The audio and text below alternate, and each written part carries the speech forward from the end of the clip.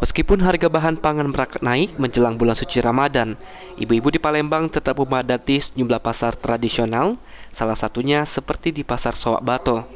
Para ibu rumah tangga terlihat memadati pasar untuk berbelanja kebutuhan menghadapi bulan suci Ramadan. Seorang ibu rumah tangga Nita mengatakan, meski saat ini harga daging sapi dan juga ayam potong mengalami kenaikan, tetap pergi ke pasar untuk membeli bahan baku lauk pauk untuk kebutuhan Ramadan.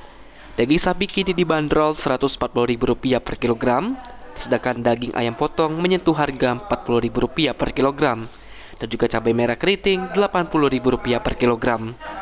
Kalau yang namanya bulan puasa ini kan tadi ke pengen uang budak-budak anak-anak requestnya pengen makan ini, ya insya Allah di ini kalau umpamanya lagi ada gitu.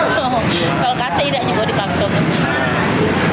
Jadi ini ya Bu ya, walaupun naik tetap beli di pasar ya Bu ya? Iya, insya Allah di pasar pulang. Soalnya di sini juga nyaman kan tempatnya, tidak becek, tidak top, kalau hujan tidak.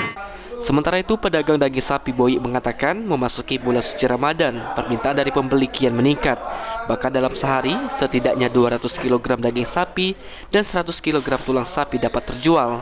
Padahal saat ini, harga daging sapi mengalami kenaikan di angka Rp140.000 per kilogram, dari harga normal Rp130.000 per kilogram. Ya, alhamdulillah ramai, ada permintaan dari pembeli itu, dari tetangga untuk Ramadan puasa ini. Beselang, daging, yang lain-lain juga. Kami ini paling dikit 200 kilo untuk daging. Kalau pulang habis 100 lebih kilo, 100 kilo lebih. Ini menjelang Ramadan ya Pak ya? Iya. Kalau dibandingkan hari-hari biasa Pak? Hari biasa belum nyampe separuhnya. Belum nyampe separuhnya. Separuhnya ya Pak? Iya. Jadi memang permintaan masyarakat tinggi ya Pak ya? Iya, udah tradisi ya. Memang dari 3 tahun permintaan masyarakat.